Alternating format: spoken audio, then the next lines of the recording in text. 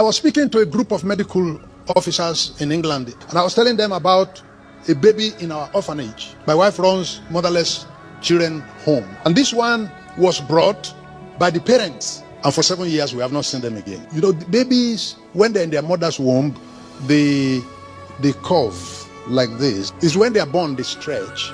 Now this one was born and she did not stretch. She remained like that and continued to grow like that till the head touched the leg. It's a mangled human being that turned this around. The backbone is like iron, is stiff. The hands and legs are stiff. If you want to carry the baby, the light standing, you carry her like women baskets that they use cane to weave. You carry her like this and you're going. She has buttocks, but she cannot sit. If you put her to sit, you need to support her with pillow on both sides, otherwise she's going to fall to one side or fall to the other side. If you want to feed the light, you go down and look for the mouth from down to put the food to eat. And she can swallow it though. She can't talk.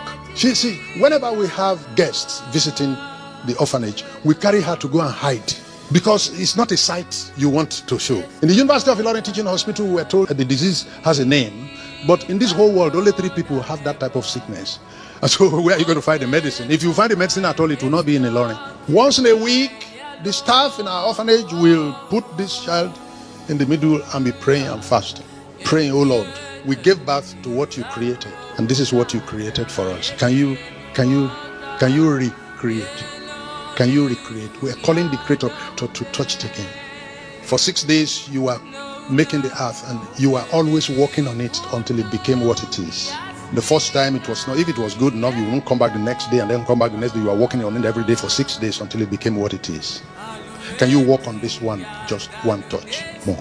And they did that for years. And they were never going to say, because we prayed the whole of last year and there was nothing happening, we're not going to continue to pray. You continue to pray. One day there was a shout in the orphanage, a scream, hey! And everybody ran out. And we saw the light where she was.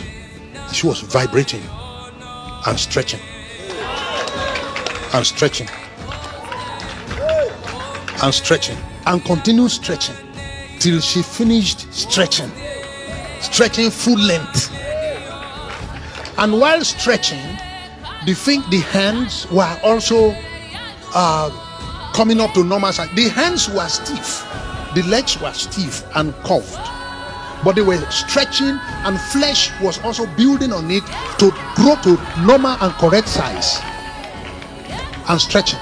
And when she had finished stretching, she tried to stand up. When she had finished stretching to a normal size, what ought to have been the normal size if there was no problem, she acquired it on the floor.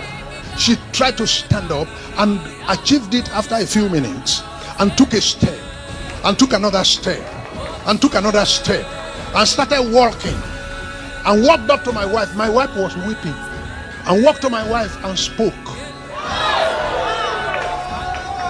She had never spoken in her life. The day she stretched was the day she stood. The day she stood was the day she walked. The day she walked was the day she spoke. And we never knew that all the time that people were talking around her over the years, that she was hearing. But as if that was something enough you could hear and not speak, she got up and expressed herself. And my wife took her to school, where her classmates and age mates were, and asked that they should move and create room for her. You have left her behind, now she has come. And asked them to move, and gave her a seat among them. And mysteriously, she understood what they were teaching. This cannot be normal. Then you sit down there and say there is no power of God. We will leave you behind.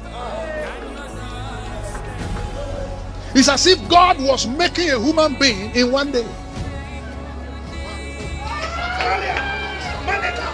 And I said to you in this house that there is nothing God cannot do.